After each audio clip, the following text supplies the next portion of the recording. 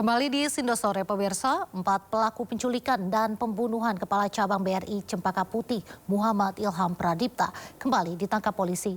Sementara itu, tim forensik mengungkap bahwa kasus tersebut merupakan pembunuhan berencana dengan kalkulasi yang matang. Mobil di depan tuh, Teng. Pepet tuh, Teng. Pepet depan. Itu tuh ya. Itu tuh. Hah? Iya, udah pepet, Teng. Aksi kejar-kejaran mewarnai penangkapan 3 dari 4 aktor intelektual penculik dan pembunuh Muhammad Ilham Pradipta, Kepala Cabang Bank BRI Cempaka Putih. 3 pelaku yang mengetahui dibuntuti berusaha melarikan diri di ruas Jalan Raya Solo, Jogja. Ketiga pelaku, DH, YJ, dan AA, bisa dihentikan dan langsung diringkus tanpa perlawanan. Selain 3 pelaku yang ditangkap di Jawa Tengah, 1 pelaku lain, C, juga diamankan di daerah Pantai Indah Kapuk, Jakarta Utara.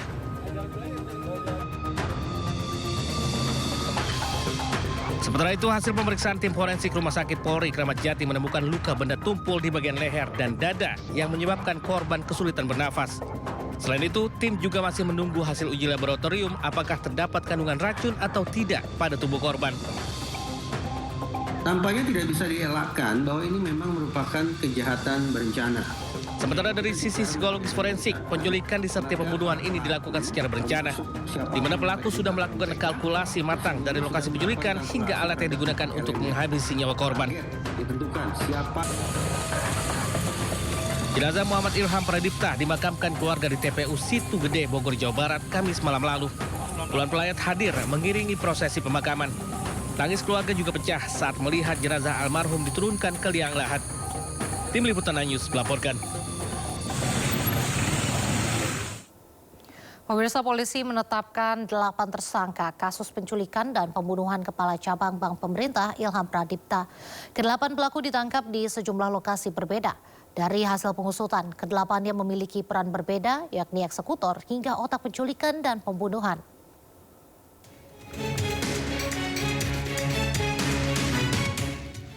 Warga Desa Nagasari, Serang Baru, Kabupaten Bekasi, Jawa Barat digegerkan dengan penemuan sesosok jenazah laki-laki dalam kondisi mengenaskan di areal persawahan.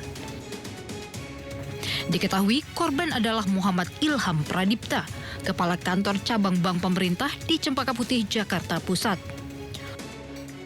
Ilham merupakan korban penculikan yang dibunuh oleh segerombolan orang. Polisi pun bergerak cepat dengan menemukan sejumlah bukti, termasuk rekaman CCTV. Rekaman tersebut menunjukkan detik-detik saat korban diduga diculik di parkiran pusat perbelanjaan di wilayah Jakarta Timur.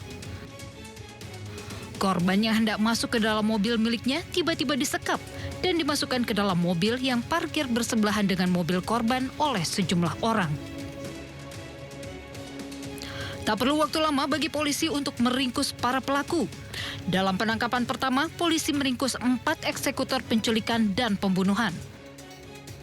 Keempat pelaku ditangkap di 2 lokasi berbeda. AT, RS, dan RAH ditangkap di kawasan Johar Baru, Jakarta Pusat. Sementara 1 pelaku lainnya, RW, ditangkap begitu tiba di Bandara Komodo, Labuan Bajo, NTT.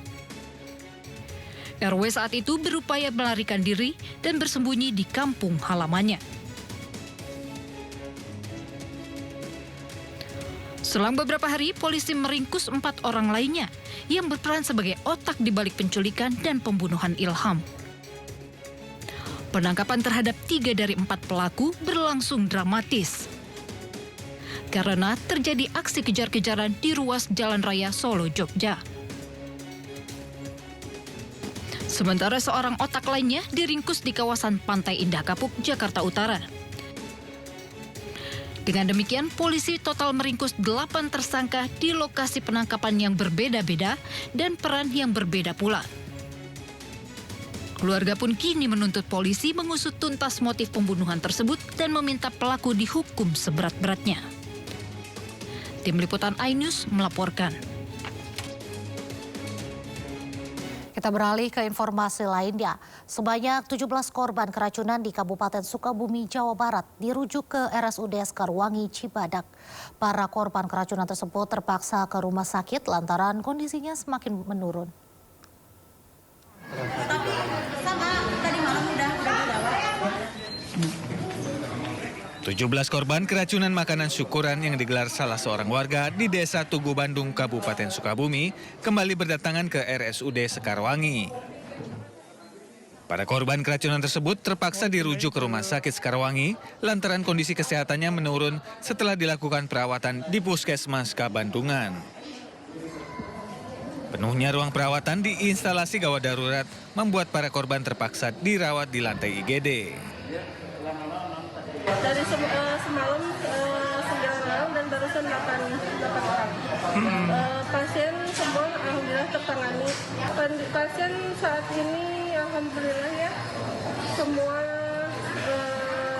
tertangani dan aman ya Pak. Sebelumnya sebanyak 138 warga Kampung Tugu, Desa Tugu Bandung, Kecamatan Kabandungan, Kabupaten Sukabumi mengalami keracunan. Para korban mengeluhkan mual pusing diare setelah mengkonsumsi makanan syukuran yang digelar salah seorang warga. Dari Sukabumi, Jawa Barat, Budi Setiawan, iNews melaporkan. Pemirsa, Ketua KPK mengungkap akan segera menetapkan tersangka dalam kasus dugaan korupsi kuota haji. KPK juga telah memeriksa dan menggeledah sejumlah lokasi untuk mencari bukti termasuk di rumah mantan Menteri Agama Yakut Khalil Qomas.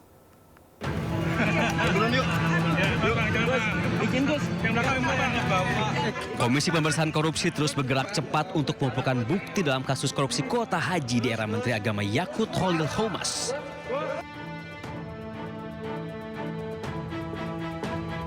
Bahkan KPK menyebut akan segera menetapkan tersangka dalam kasus ini.